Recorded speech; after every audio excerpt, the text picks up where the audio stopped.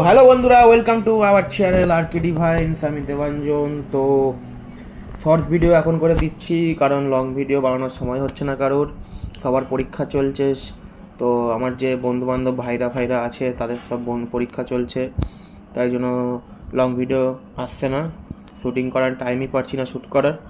তো শর্টস ভিডিওই দিচ্ছি। তো কেউ সাবস্ক্রাইব করছেন না চ্যানেলটাকে, প্লিজ সাবস্ক্রাইব করুন আর লাইক আর শেয়ার করুন।